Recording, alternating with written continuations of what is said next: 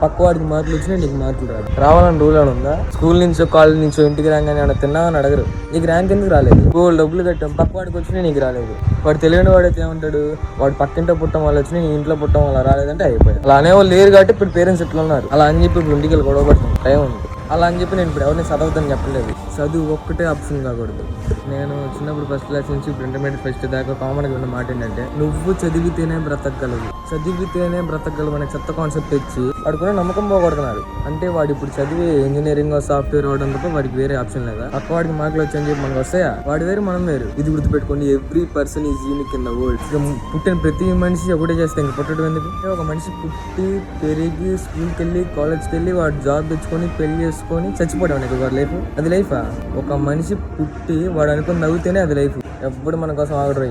నువ్వు అనుకున్నది నువ్వు ఇన్స్టాంట్గా చేసి